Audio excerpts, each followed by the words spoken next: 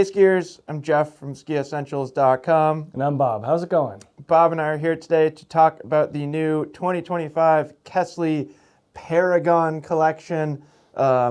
Pretty exciting new stuff here. Yeah, and I think we kind of had an interesting discussion before this as to the direction of which Kastle has taken and now is going to kind of bring into the future. Yeah. So that's pretty fun. No, I think that's a nice place to start. I'm glad that you brought that up. So the Paragon collection is brand new for 2025. It replaces, if you want to talk about direct replacements, it replaces these skis here, the FX collection. But I don't think that really tells the full story. I think a lot of people are familiar with the MX line from Kastle. I think you could make the argument that that's their flagship collection. Yep. That's what most people think about. So the MX collection also changes for 2025. From like a performance and structural perspective, I think it changes less than FX to Paragon. I agree. I think that's fair to say. But kind of the big thing for me is just the changes in the models. So the MX line now goes 74, 84, and ends at 88. So that MX 98 is gone. I think there'll be like 5 disappointed skiers. Yeah, maybe more. more. The thing was awesome, but it was pretty very unique. Specific. Yep, pretty unique. And I think like you've seen that progression of the industry in general, of moving away from skis that are 100 underfoot with a flat tail. Yeah. Like there's just not a huge demand for that anymore. So that's the change to the MX line. And then for Paragon, it starts at 93. Yeah. So we go 93 over there, the more blue Holotech color, and then over here to 101. And then Bob also has the 107. So it's just kind of interesting, and I would say refreshing, that we have a progression of widths now. So FX used to go all the way down to 86. Yeah. So there was kind of this pretty big overlap between FX and MX, just thinking waist widths. Right. So now, just between MX and Paragon, it's kind of a more natural progression of width, and I think it just makes sense. When you go wider, you're probably going to use it in soft snow more. So like that jump from MX 88 to Paragon 93, I think makes a lot of sense. Yeah, and I think they also did a good job at keeping kind of the core structure in place, and then bringing in a more free ride oriented shape to these skis, but specifically starting at that 93. Yeah, exactly. Yeah, and like we can look at this when we get to shape, kind of the differences between FX and Paragon, but it makes more sense. I feel like Paragon is a more modern shape for this kind of free ridey all mountain category. Yep. Yeah, totally. Before we get into the nitty gritty details of construction and shape, that kind of stuff, I'd say fairly impressive price, just like with the existing knowledge of how Kastle prices their skis. Yeah, and I think that they started that trend with your ZX over there, kind of appealing to a slightly more affordable price point, and then that seems to continue into Paragon as well. Yeah, so $849 across the board. Yeah, for all 3 models. Yeah, which is another like kind of cool thing that Kastle is doing for 2025 is all skis within a single category are the same price. Right. You don't have to spend $200 more for this much ski versus the same technology goes into it. It's just a slight materials 8 millimeters cost. of width. Yeah. Yeah. So $849 for any Paragon ski. Do you think that about covers the basics? Yes. Do you want to take us into Paragon construction? Sure. And there's an element in there that is, I guess, consistent across most all of Kastle's skis now. Yeah. Yeah, so I'll use this 107 here for my model. The new thing here is their Infinicore. So they are kind of renaming how they go about their wood core. They used to have, I'm blanking on it now, like a tri Sure. something core using 3 different types of woods. And they also used to have more of a raised portion in the center here, like on that FX that Jeff has over there. Yeah. Just putting a little more emphasis onto the central spine of the ski. They have the same thing going on here with Infinicore. The Paragon uses the Infinicore free version. MX gets all mountain, and then their race skis get Infinicore Race, I believe it's called. Race Yep. or Piste, I'm not sure. But basically what they're doing is they're taking the same concept that they've always used, which is very thin vertical stringers of wood, very micro blockish concept. Their words, not mine. Impossibly thin. Impossibly thin. I love it. I feel like that's one of those ones that gets kind of mixed in the translation between languages. Totally. It was originally like really thin, and then the translation to English brought it to Was impossibly. impossibly. Yeah. Hopefully it's possibly thin because we're holding the It must be skis. possible. But the way that they do it, and they use 3 different types of wood, kind of that continues forward with Infinicore Free. We get poplar and paulownia along the outer sides, and then we get poplar and beech stringers in the middle. So again, we're putting more emphasis on central strength and then outer lightweight and flexibility. So the paulownia and poplar are a bit lighter, so those go on the outside. Swing weight, kind of more that free ride feel, soft snow. It doesn't have to be super direct. Whereas the poplar and beech stringers in the middle, that denser beech wood, will keep that spine, super strong throughout. So that's kind of where you're getting that more stable feeling in this new Paragon. Certainly reminds me of Blizzard True Blend. Right. I mean, that's, Similar concept. same concept. Yep. I don't think that they are as kind of staggered as Blizzard. I think it's Yes. consistent throughout. And other differences too, like length. It changes with length, and I'm not Yep. sure that happens here. But visually, When Yeah. you're picturing the graphics, I can Yes. see that side by side of Yep. using different density stringers to achieve a desired effect. Yep. 2 sheets of metal here. The metal does end kind of right below where the Holotech kicks in. And that Holotech we've seen in all of Kastle skis for a while now. And that's just their way of reducing mass in the shovel and therefore vibration. So the amplitude of any type of vibration or chatter gets decreased with the decrease of mass. So that's kind of been always their thing. It also kind of lightens the load, is better for swing weight Yep. and stuff like that. New things are Infinicore Free, 2 sheets of metal, and ending right below their Holotech tip here. Yep. In terms of weight, we didn't have the scale to put them on, but this one in the 184, Kastle is stating it's just over 2,000 grams, and that one that you have there in the 182, I believe, Just under. under 2,000 grams, and then in 183 or 184 in the 93, it's still under 2,000, about 1920. Yeah. So not too heavy. There's definitely For 2 sheets of for metal. 2 sheets of metal, there's a lot of heavier 100 plus underfoot skis out there. Yep. It's kind of just like a middle of the road weight. Yeah, And I think it's fair to say the same about flex. yeah, So I was just in here before we started filming, kind of just messing around on my own, and they're stiff, but they're not crazy stiff. they're consistent, and Yeah. and that's kind of what you get with those impossibly thin stringers. There's Yeah. a nice consistent flex from tip to tail. Yeah, a Maybe a lot of- little bit softer at the very shovel. I do think it's a little softer up there, Yeah. but then comparing to the ZX, this is noticeably softer Yeah. up here, and a little softer overall. And we also are kind of talking about this is a more springy flex where you can really feel the metal in the Paragon kind Yeah. of quieting and damping the flex. Yeah. So not the craziest, stiffest skis in the world. Actually interesting, that is stiffer. I remember those that move back to the TI in that 96 was Yeah. a noticeable change in overall stiffness. Yeah, and this is where we talked about a lot of consistency in its flex. This is almost hinge point Yeah. from the mid body of the ski to then this shovel.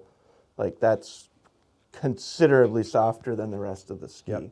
So I just think, I don't know, I personally really like kind of more of a consistent flex pattern. Yep. And then moving on to shape, I think it's fair to say that this FX collection always was closer to the MX collection in shape than anything else that Kastle made. Yeah, I think that in that one, in your FX there, they were using a similar construction and shape, and now we're moving to a different shape than that while using some of that MX construction. Yeah, yeah, totally. So much more of a modern progressive shape in these Paragon skis. And we won't start with this, but I do want to look at the influence from the ZX. So much longer tip rocker in this ski than, say, FX 96.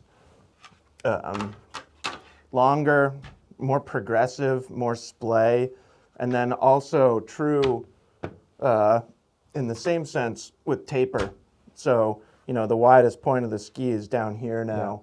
And then really everything that we're saying is true in the tail as well. So longer tail rocker, you know, that FX ski or any of the FX ski had pretty much a flat squared off tail, where this has a considerable amount of rocker now, especially if you like decamber underfoot. You know, the tail rocker starts about there and much more taper. Yeah.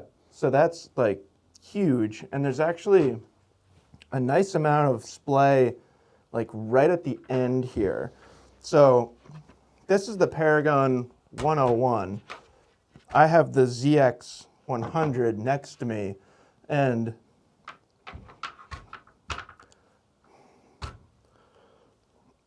it's not the same ski. Right.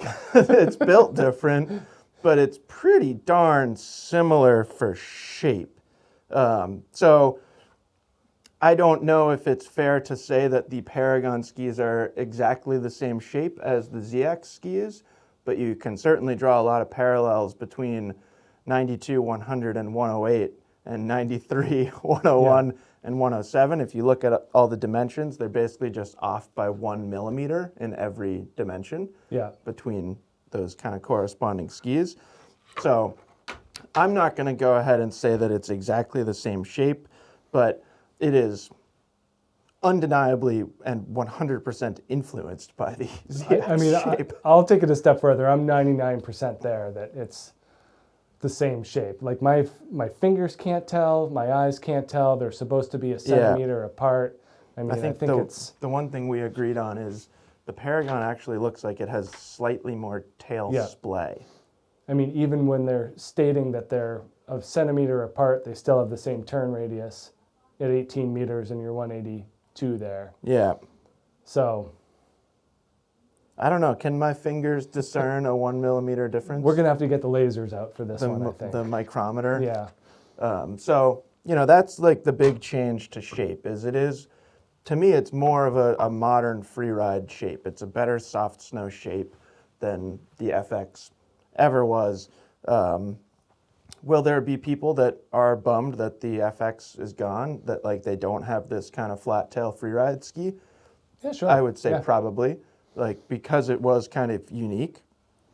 But this is just, it feels endlessly more appropriate and valuable. And I was a huge fan of those ZXs when still, they came out. Each new width that they came out with, 108 to then 192. Yeah. Like, yeah, this is great. Like energy, like nice, easy entry into the turn, great pop out, excellent rebound. Like I'm a huge ZX fan. Yep. And like, sure, I would also say that I wanted it to be a little bit stronger. Yeah. So this is kind of that evolution of that shape into this build. Yep. And I would imagine that Kastle experienced that all over the globe. Yep. Is people liking this shape and like appreciating what was going on over here. I always felt like this was so different than what I like subconsciously think of when I think of Kastle. Yeah. That it was like throwing off, like I didn't know how to ski it. because it was like, oh, it's Kastle Day. I'm going to ski some Kastles. And then you'd get on a ZX and be like, well, this isn't an MX-88. Right. What do I do? No, but I had a very opposite reaction where I got on that and I'm like, this is my jam. Yeah. Like, this ski speaks to me. I No, love it's it. great. Yeah. It's just, it was so different. Yeah. So that's it for construction and shape. If you have any questions, let us know. I would add just that there is a progression between rocker from narrow to wide, and then also in turn radius as well. So gets slightly lengthened. longer. This one actually is a bigger jump, adds a meter to the turn shape. So 19.2 here versus your 18 over there, and roughly the same size. Good point. So it is progressive. Yep. Not like crazy. It's not like the 107 is like banana rocker. Nope. It's the same theme. Yep. So anyways, collectively, we have spent a lot of time on these skis. Instead of calling this a review, which, if anything, is nice because it just leaves the opportunity to then do individual model reviews, let's just kind of run through each width and talk about general perceptions. And I'll let you start because you spent a lot of time on that at a media shoot day back in January. Yeah, I'll generally kind of reach for the narrowest in a series to start because I personally prefer narrower skis. So I'm going to jump on a Paragon 93 for sure. And really found that where this ski excelled was in short to progressing to longer turns. And I didn't even think that this was kind of a shared chassis with the ZX92. When you first skied when I first skied it, I Yeah. didn't even think about it. No, I didn't. Same thing for me on the 101. Yeah. So I hopped on it and, I kind of start by trying to find the longer radius and then tighten it up. And I found that the more I tightened it up with this ski, the more it came alive and the more I liked it. Not to say that it didn't do longer, more sweeping GS style turns well on groomers, but it certainly, to me, preferred to have that short to mid radius kind of in its heart. Yeah. And then just from a versatility standpoint, this is the narrowest of the Paragon, so you can get in fights with people about 93 versus 101 for sure. Versatility. For versatility. Yep. For where we are here in Vermont, I'm still going to put my vote on this 93 as being more well-rounded if you're looking for that type of all-mountain performance. Yep. And still kind of nodding to that free ride side. I think that's fair. But yeah, super smooth, very stable, easy to initiate. And that's kind of another thing that ZX taught me was that they really like to just kind of ease into a turn nice and easy, but then you get really dynamic energy out of the tail.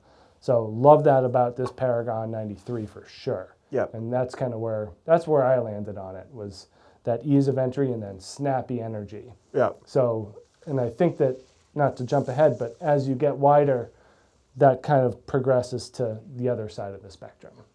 I don't know if you felt the same way, but. Probably. Okay. Yeah.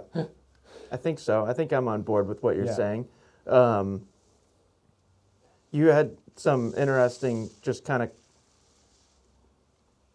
categorization of each width, and I think like collectively we both agree that like that's the all-mountain ski. Right. And it is truly a really versatile all-mountain ski.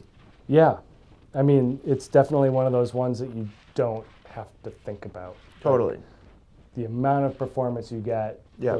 the natural kind of feeling of it is really impressive. Yeah. And I think just like, not like FX96 over here was a great ski, but that is like hands down like more dynamic. Yeah. Just all the different things that it can do. And like maybe the only thing this does is carve better, but then like who cares really? For a 96 freeride ski? 93 or 96, yeah. yeah. And it's not like you were saying, that can still make GS turns. Yeah. It's fine. Yeah, you can tell the difference in the tip shape, like that 96 you have there versus this 93. You can it's definitely way different. tell a difference in engagement and release. Yeah. Yeah. But I think that this 93, if you're if you're a ZX92 skier or someone that kind of falls in that low to mid 90s spectrum but wants more stability and power, that's where you want to be. Yep. Move on to 101. Yeah.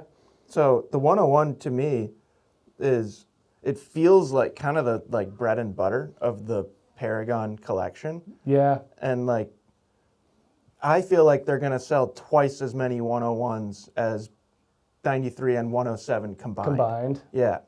Because I just feel like it's super, super useful, and a lot of skiers are shopping in this category. Yeah.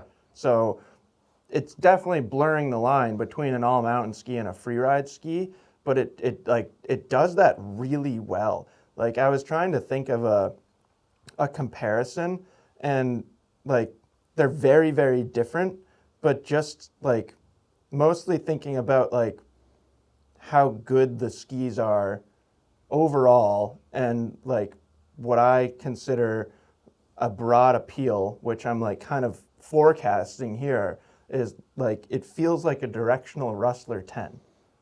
You know what I mean? Yeah. Like a slightly stronger, more directional, very versatile ski. Right. And like maybe that's the color. I don't know why. Admittedly, it might be the color, but I'm very impressed with this ski. So I skied this, probably the most like memorable experience that I had on the 101 was during our ski test, which this year's ski test for me, our like 3-day formal ski test at Stowe, was slightly different because we had an extra filmer than we normally do. So I mostly just put a 360 camera on my head and like tested, where in past years I'm pretty much just filming the whole time, as you know, because that's what you do. Yep. So I skied this, and I was on a run with a bunch of really good skiers and skied like the Tombas line at like the top of the gondola area, and was blown away. And I hope it comes across on camera at how flickable this ski is. And it like, there was one section where I like was trying to kind of like pre-hop this little cliff drop thing, and like you end up going pretty far, but like it flattens out. So Pretty quick. It's scary. It's like nerve-wracking, and I had to do like a really quick speed check before going off this thing. And the way that these just like went sideways really quickly, I just remember in that moment thinking that I wouldn't have been able to do that on an FX. Right. And I would have had to ski that whole line very differently. But then like, there's still 2 sheets of metal in here. It's still mostly camber, so you still get a ton of stability out of it. I don't think it's like the world's best carving ski when you get up to 101 here, but it can do it. You know, I think like we have got a lot of footage of Matt from the day that you were on the 93, and he's making some really pretty turns on it, and like obviously it can make turns like that. So it's just like, if you can ski a tight kind of demanding section like that and then go open it up and make like big sweeping turns, that's an impressive accomplishment. Yeah. And it does that in a more directional and more precise format than like really anything I can think of. I mean, like, you know, I'm thinking about like an Enforcer 99. That was the one that I was thinking of too. You're going to get a little bit more power and stability out of that Enforcer, but it's not going to have the precision or reactivity of this Paragon. Yeah, yeah, that is probably the closest comparison. Yeah, and it's interesting because Declivity 102. Maybe, I don't like. Yeah, I thought of that one as well. It's just it's a different feel, it's a different sound, it's a different level of energy coming out of the ski. Yeah, that this Kastle certainly has, that something that's a bit more traditional in construction, like an Enforcer won't have that type of flickability you were talking about. Yeah. And a lot of that is due to your ZX shape right there. I know. Where I mean, it's just all like of it super really. easy to get the thing sideways. Yeah, and like with it's not light. Right. You know, so like considering its weight and what's inside this thing, I think that's very impressive. And like I'm also, when you get to 101 or like this width range in general, you're more likely to see me on like an Elan Playmaker 101 Right. or a K2 Reckoner 102, something that's lighter, softer, and with more tail rocker. So it's like take into consideration how I like to ski and the skis that I like to use to achieve what I want to do. I think the fact that I can have the experience that I did on this is like a true testament to what Kastle accomplished. I hear you. If I can feel like this ski is flickable, considering what I like to ski, then it's like pretty impressive. Yeah. Yeah, I think this one's sweet. I'm gonna carry that forward and jump into 107 here, if you don't mind. No, not at all. And I feel like 107 is like, not like it's completely different than what's going on with 93 and 101, but I think like the application, like when you get like that, it's a different conversation there. Yeah, and I'm gonna end up contradicting myself by saying I will reach for and prefer the narrower of a line, but then at the end of the day, this one ends up being my favorite. Yeah, by like, sure. I don't know, a pretty significant margin. And I don't usually love these wide skis with 2 sheets of metal, but this 107 really kind of spoke to me in that regard. And you're not going to believe me, Jeff, but all of my best skiing was done not on film on these skis. I believe you. No, and like, you know, I say this with some level of seriousness, but I felt like I made some of my best turns of the year on a Paragon 107 with no camera, with no video evidence whatsoever. Perfect. So Where was I? Was I in Europe? The second time you were in Europe, and the first time was our first ski bum race day. Oh, there's footage of that. Yeah, but I wasn't on. I don't think I was filmed on them. Okay. You were racing and I was off. Oh, you were off going doing really your fast own thing. on these. There is, I believe, there is a video clip of you at Spruce on that ski. Okay. But it is not what you're thinking of. Yeah. At any rate, as the widest, it's going to have the most stuff in it, obviously. Slightly longer turn radius, a little bit longer of a rocker profile, but not much. Did you want to look at that? Yeah, one of the things that we noticed with like the ZX skis was that they're very consistent throughout. This one is just like flatter. Yeah, you know, there's flatter not camber. as much camber. It's just a little bit flatter of a profile, which really kind of, I think, makes sense for the longer ski as it promotes more of that soft snow driftiness. You know, if you put a lot of camber into a stiffer, more rugged ski like this, it's not going to be as fun or playful. Yeah. But yeah, totally 100% confident at speed. I just remember kind of starting to open it up and then keep opening it up and keep going like faster and faster. And there was no limit that I could find on this ski at all. So really, really impressive. Comes around a turn, super nice.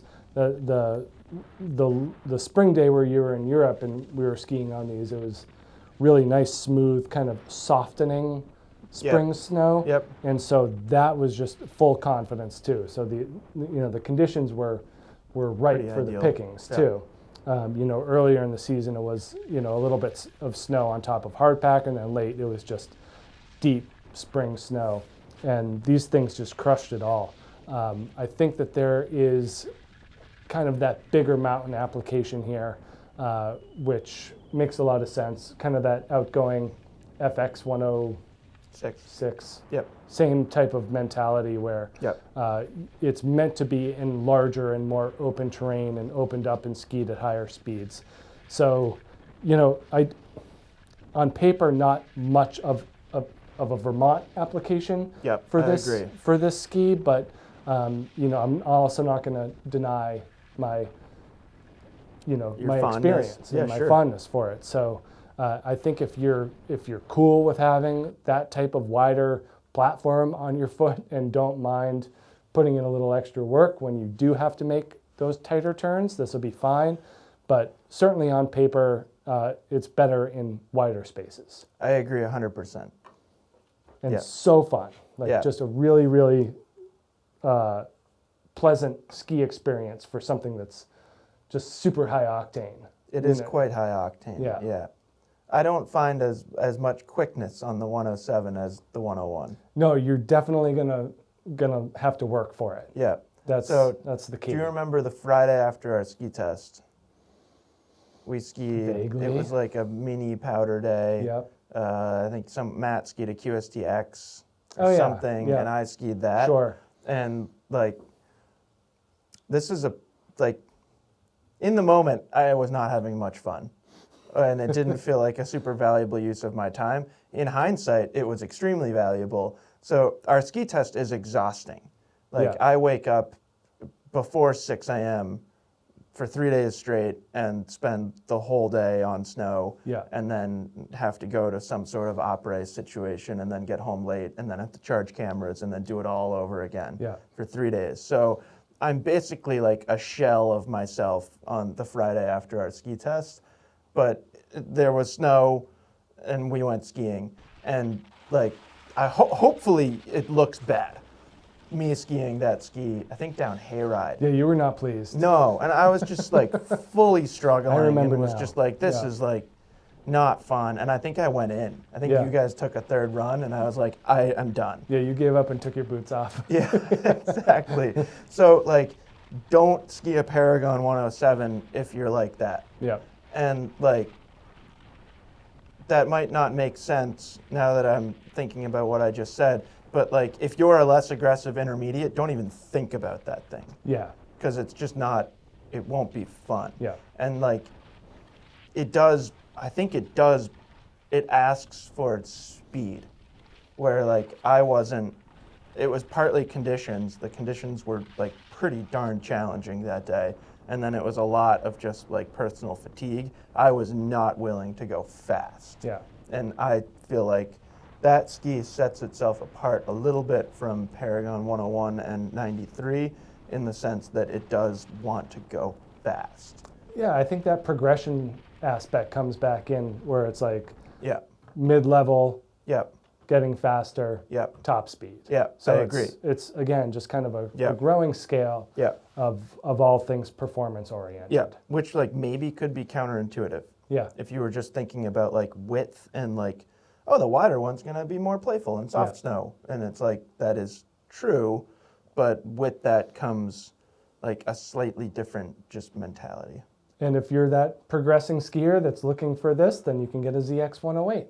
Yeah, no, exactly. And like that, I would have had more fun Yeah. on that day on a ZX 108 because I could have skied slower and just like made kind of sloppy little turns. Yeah.